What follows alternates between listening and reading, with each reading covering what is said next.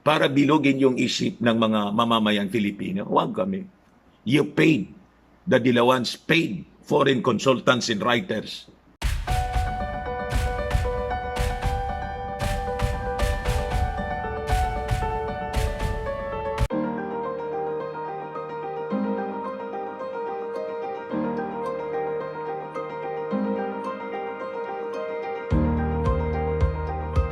Wala po doon.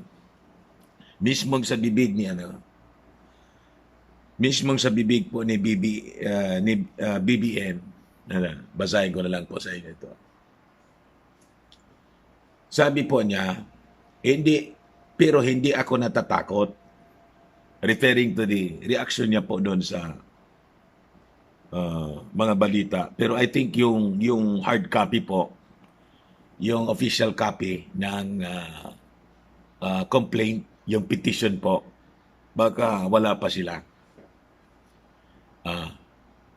Kaya hindi magpalabas ng detalyado na mga statement kasi inintay yun. Kailangan tingnan ano ba yung laman, hindi yung galing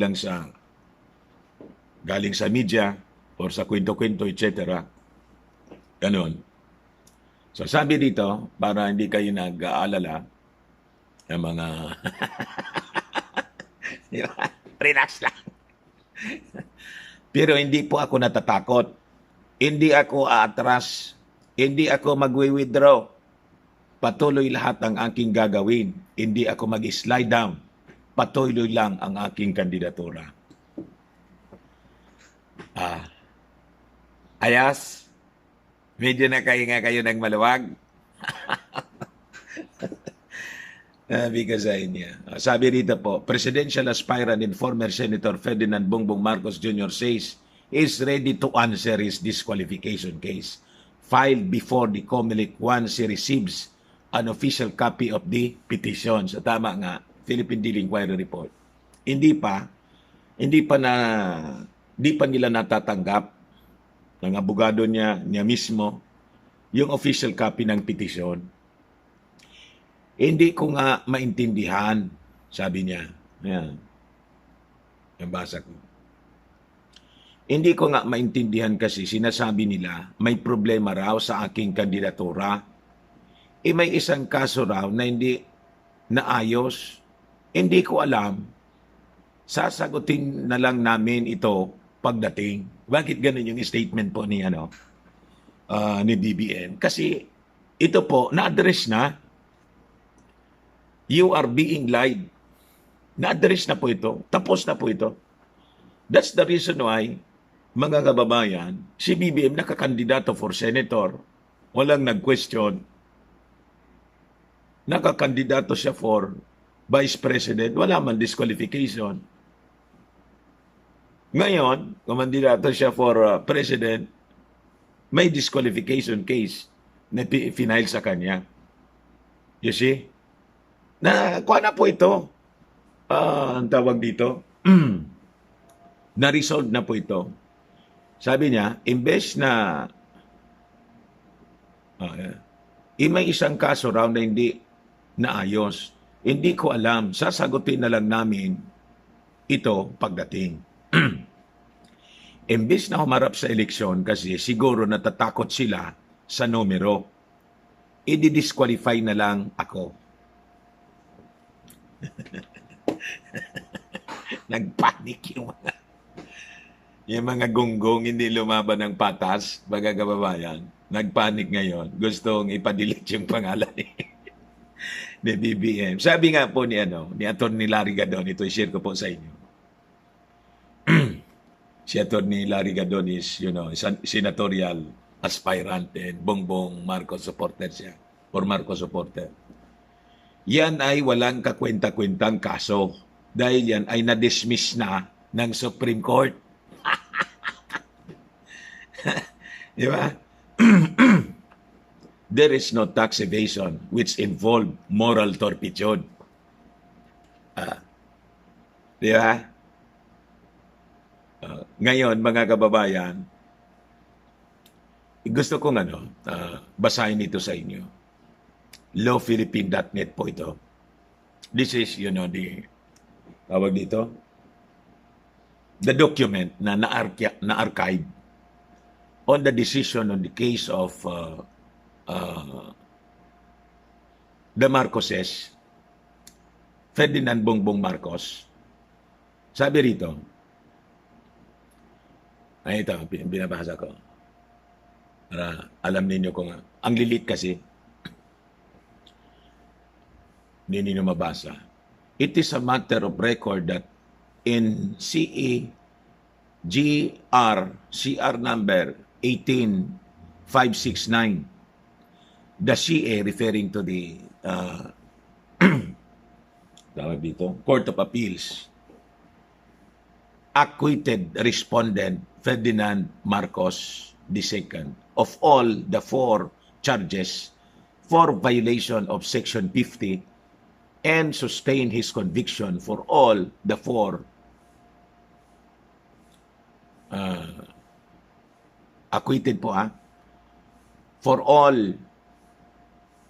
the 4 charges for violation of Section 45. It, however, bears to stress that the CA only ordered respondent Bongbong Marcos, to pay a fine for his failure to file his income tax return. Moreover, and as admitted by petitioner, said decision is still pending appeal. Therefore, since respondent Ferdinand Marcos II has appealed his conviction relating to 4 violation of Section 45 of the NIRC, the same should not serve as a basis to disqualify him to be appointed as an executor of the will of his father. More importantly, even assuming arguendo that this conviction is later on affirmed, the same is still insufficient to disqualify him, as the failure to file an income tax return is not a crime involving moral turpitude, Karpa. Ako, I believe, mga kababayan, alam ito ni Karpa. Pero, ini-ignore niya ito because the objective of the Pinklawan, mga kababayan, ganun sila is to give you half-truth. Then, use it, mga kababayan, as a tool for their propaganda. Because panic na po sila ngayon. Kailangan na niya, gagawa tayo ng ng kwento that will, swing the votes, put doubts into the minds of the supporters of Bongbong Marcos. Lalo na niya, yung mga bago, yung mga loyalists, hindi na natin niya yun kaya. But yung mga new voters, marami sila, mga kabataan, hindi na sila mahugot pa ng wave. Diba? So, kailangan na niya, ma-discourage natin sila. Ayan. Asa na yun? Binabasa ko. I-continue ko po. So, they are using it, mga kababayan, as their tool para ma-discourage yung mga botante. Hindi na niya, sayang ang boto natin dyan. Hanap na lang tayo ng mutations. Mga Pinklawan po, ulitin ko, every entity opposed to Marcos, dilawan po sila. Na naging pink, na naging green, na naging white, na naging blue, naging multicolor, naging checkered. So these are all dilawans with all the mutations, mga kababayan na lumitaw. Nag-iba-iba silang anyo. Ay, ang inspirasyon kasi nila yung Di ba? Di ba yung demonyo, nag-iiba-ibang anyo to deceive people? Yun ang sabi ko sa inyo. Dinidemonyo dinidemonyo tayo. Dinidemonyo si BBM, dinidemonyo yung mga botante. You see? Do not be deceived by demons. Sabi, nag-iiba-ibang anyo. Ah, yung isa, lumapit sa kulay niya, no? Di ba, official color ni BBM? Red. Tapos, yung family niya, Mrs. Marcos, pink.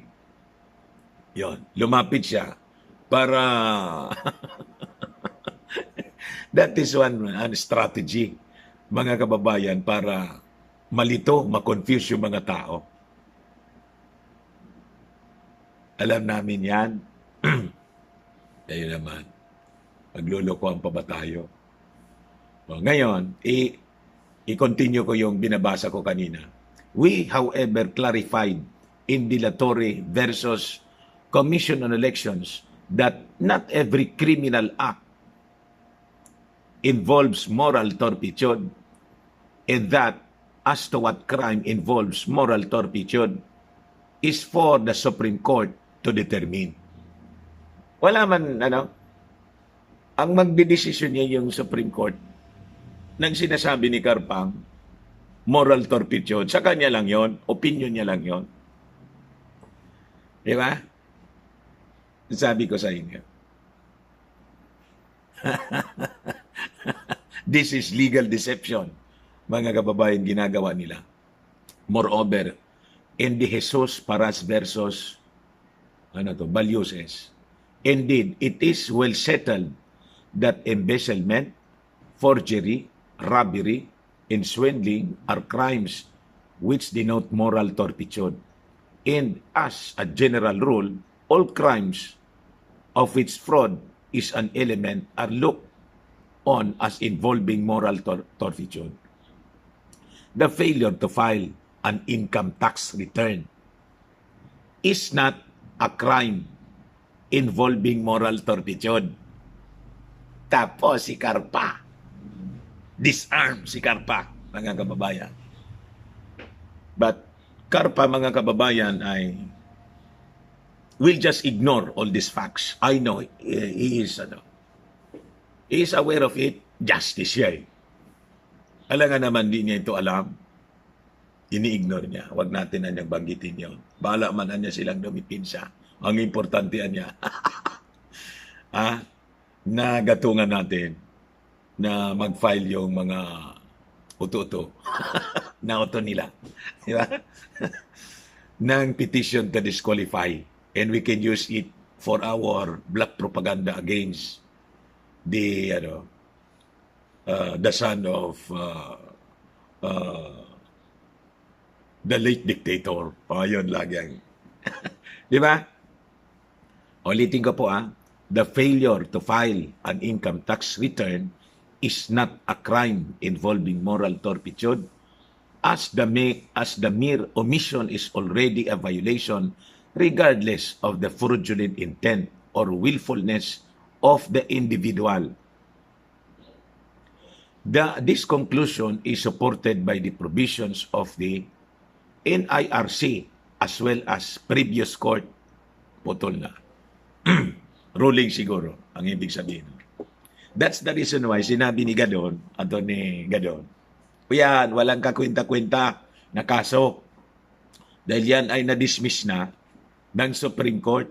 Ang sabi ng Supreme Court, there is no tax evasion which involve moral turpitude. Ito po yan. Ang binabasa ko. Iyak na, mga pinklawan. Ang daling ma-disarm kayo, Kasi, yung mga argumento po ninyo is based on lies. Yung mga actions ninyo kasi, based on lies. Pag,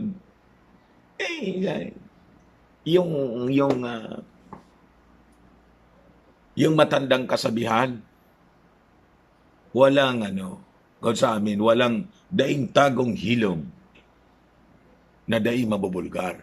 Nothing concealed which shall not be revealed or hidden, which shall not be made known. Ngayon, kinalkal ninyo, di alam na namin. Ang akala ninyo, yung kinalkal ninyo, will,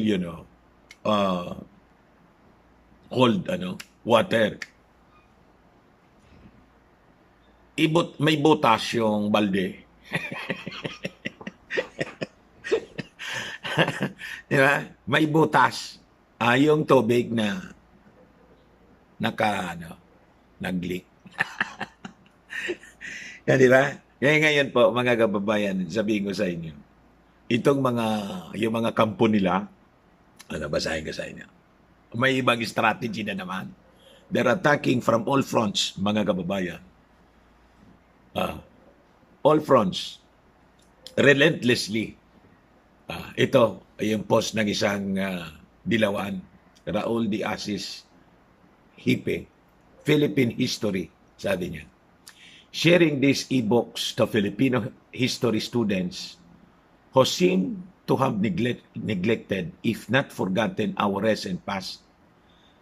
This is for everyone's education. Note, 2 of these books were written by well-known foreign authors, so they cannot be accused for being biased, dilawan, or bayarang media. Click on the link provided for each title. Ano itong mga book na ito, mga kababayan? The Marcos Dynasty by Sterling Seagrave. Okay. Ano pa? The Waltzing with a Dictator by Raymond Bonner. Foreign author pa rin. Then, number 3, The Conjugal Dictatorship, siguro, most of you familiar nito. Conjugal Dictatorship of Ferdinand and Imelda by Primitivo Mijares, 1976. Number 4, the Marcos Martial Law, Never Again by Raisa Robles. Ano nga dilawan nito? Number 5, Why Marcos Should Not Be Buried at the Libingan ng mga Bayani by the National Historical Commission. Huwag kami. Dali ba? Ito mga book na gusto niya. Pati paka gawa ng cover ng book, yung kuko, parang kuko ng Dracula.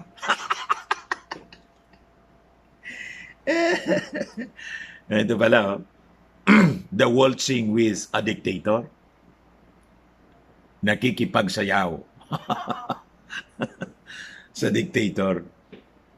O ngayon, ano niya Mr. Maravillas ang masabi mo? These are, rehash and history of lies in deception by the Dilawan. Huwag kami po. Alam na namin po, you cannot reason on saying, ikaw Raul, na dahil foreigner po yung author ng 2 libro, hindi na bias. Alam namin, tinap ng mga Dilawan yung mga foreign authors. Si Corico nga, yung consultant niya ng tumakbo, foreign consultant, political consultant, para bilugin yung isip ng mga mamamayang Filipino. Huwag kami. You paid, the Dilawans paid foreign consultants and writers para lasunin ang isipan ng mga mamamayang Filipino. Sabi ko nga, ang pinakang reason nito, it's not because all of this mga martial law, murders, patay. Hindi man po. That issue, flinout nila, mga kababayan, gawa-gawa nila yon to cover up the real intention ng mga Dilawan as they were used by foreign power para po i-take over yung ating bansa at agawin yung yaman ng ating bansa. It's the gold, the wealth, labeled as the hidden wealth. Behind this are the local oligarchs elite and the international oligarchs, the cabal. Na ngayon, hanggang ngayon mga kababayan, ayaw nilang bitawan ito kasi siyempre, yaman yan. Kaya, ikaw Raul, the Asi Shipping, you talk nonsense. Alam mo, ang history po, hindi lang ng ating bansa. If you are really educated and learned person, are written by the victors. It's not necessarily mean that they are the truth kung sino yun. Ang history po biased yan to serve the interests of those who want to rule the country. Susulat din siya ng history niya. Ito ano yun. Kaya sabi ko nga po sa inyo, ang kwento natin dito sa Pilipinas, in all throughout the world, 90% are all false, lies. Ngayon nga harap-harapan po na niluloko tayo. O ito sa issue ng sakit. Harap-harapan tayong niluloko, di ba? The figures, the etc. kung ano yung, pati yung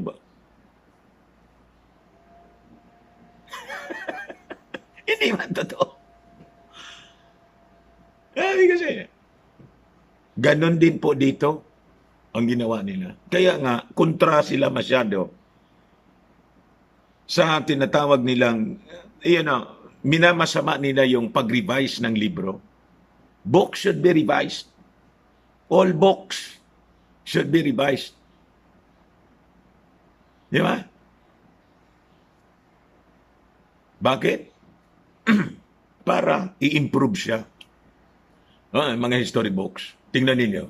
Revised edition, 1980. Tapos, sunod yan, after 5 years, revised edition. History ni Agoncillo. Revised edition, 1990. Bakit? It should be updated. Along the way kasi, mga kababayan, may mga lumilitaw na mga bagong kwento. O dito halimbawa sa mga cases ni Marcos, pinalilitaw nila na wala pang desisyonan niya o may desisyon sa ganito, etc. Convicted. Paano yung latest na na-acquit, hindi na nila sinulat? So ginagamit kasi nila yon rehash story, rehash na mga kwento as their propaganda tool. And revisionism na sinasabi nila, dinidemonize nila. Our history should be revised. Why? Ang history written by you people na mga biased, some members of the academe, full-blooded Dilawan, indoctrinated, brainwashed by the enemies of Marcos. You see? Huwag kami. The Marcos dynasty. Yan ang problema ninyo ng dynasty. Ang daming dynasty sa mundo. And until now, may royalty pa nga hanggang ngayon. O, anong problema doon? Ang importante, the family are serving well the people. Kayo, o di ba yung mga Aquino? Sunod-sunod din yung umupo. Pero yung Aquino walang dynasty. Duterte, may dynasty. Anong problema niya? Gusto na ngang ubusin ang posisyon. Ngayon nga, latest, gusto mag-senador, sabi ni Bongo. Sabi, ayaw na, retired na. Ngayon, lumitaw na naman, paulit-ulit lang. You see? Yung mga Robredo, di ba, ilang taon sila sa Naga, ngayon, Vice President. Gusto mag-presidente. To you people na mga Dilawan, walang dynasty.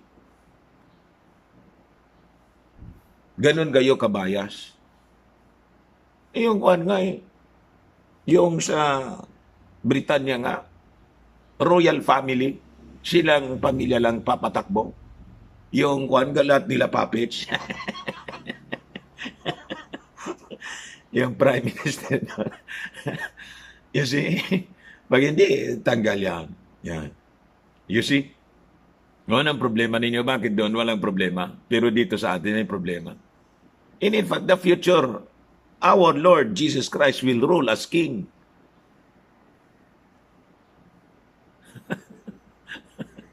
You see? Tapos ito, Waltzing with a Dictator by Raymond Bonner. Bugok. Ano naman kung makipag-waltz? Kayo. Mga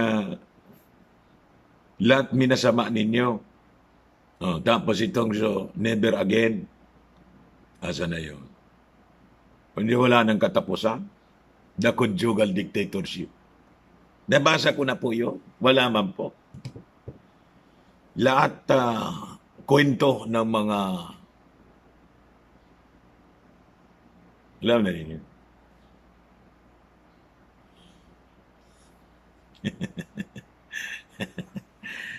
Di ba? Kung ano-anong kwento ninyo. Bakit po martial law, never again? Marami na po ang nagkwento na mga matatanda. And some leaders, kung hindi yung ginawa ng ating Pangulo, we fall to the communist regime. We are not communist like China.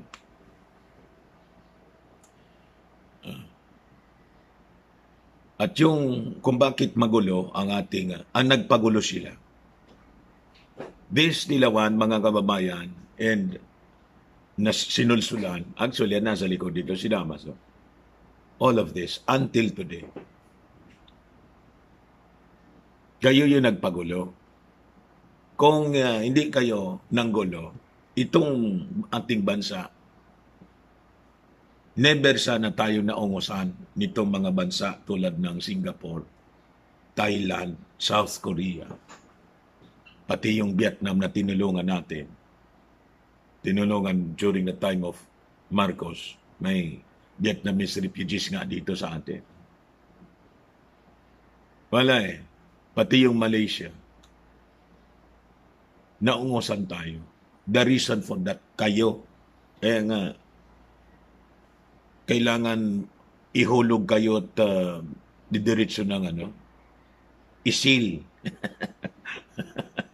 Kasi yung ulo ninyo ay tawag doon. Tawag dito sa amin, umuuldot-uldot. Kailangan isil na yung inidoro. Tapos, why Marcos should not be buried at the... Gusto ninyo kayo? Pumalit na kayo doon sa... Diba? Ngayon na, inggit lang kayo. Sundalo si Marcos. Kayo, ano kayo? Enemies of the state kayo eh. Diba? The enemies of the state na gustong kontrolin yung Estado and align this country to the agenda of the... Kaya nanggugulo kayo. Di kayo obra po. Kasi, ang mga statement po ninyo, yung mga sinulat ninyo, pati libro, kasinungalingan. Gusto lang ninyo pong lasunin ang isipan ng mga kabataan para to cement your agenda of lies and deception at hindi mamulat sa katotohanan ang mga tao. Wala na po. Wala na. Nagising na yung mga mamamayan. Why? More than 35 years kayo nagpasasa. Tingnan ninyo ang ating bansa. Binigyan kayo ng pagkakataon to rule this country. Wala eh. Bulok. Bulok eh. Kaya ngayon, na-realize ng mga tao, tamaan niya yung mga nagsasabi no naririnig namin sa mga tatay namin. Tama. Na kuhaan niya tayo, naisahan itong mga Dilawan. And that's the reason why in all surveys, laging landslide po si Bongbong Marcos. Na-realize niya pagkakaiba. Mas mabuti pa niya pala noong panahon. Kaya ngayon nga may nakita ko yung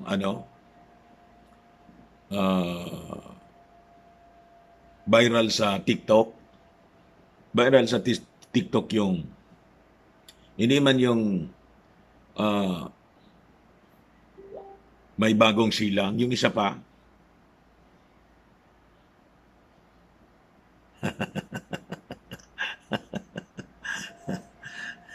may isa pa nga kanta na kalimutan ko. Patriotic song. May isa pang patriotic song during the time of Marcos na laging inaawit namin. Nasa kwan ko po ito, nasa Dinango. Kung makita ko pa.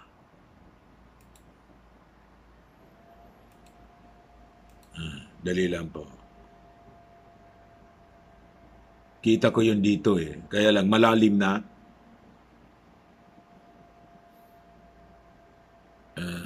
Patriotic song po yun, mga kababayan. Viral sa TikTok. Kinakanta-kanta ng mga tao, mga kababayan. Hindi ko ma-recall. Dali lang po. Ito, kuha ko na. Trending ngayon.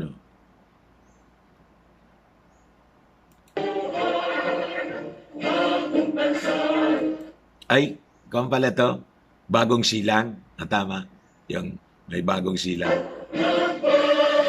Pero may isa pang kanta. Revival. Ay, kaya inggit na inggit sila, mga kababayan. Tapos gumawa din si Lomi ng kanta niya. Alam, hindi mag-click.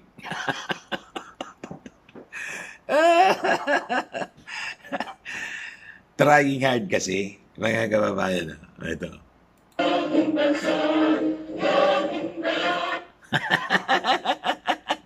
Viral. Trending ngayon sa TikTok. Kakataba ng puso. Oh, you see? Yung mga matatanda at yung mga tulad natin na hindi pa masyado katandaan, kabataan natin. Pag narinig to, ay talagang tuwang-tuwa, napapasabay sa pagkanta. Kasi nare-reminisce niya, na bumabalik yung, nasa sariwa yung mga kabataan nila. At totoo lang, sabi ko nga, pati yung mga dilaw, pag narinig yun, siyempre biglang, naalala niya yung bulgor. Kaya lang linason yung utak nila di ba? Na mga dilawan.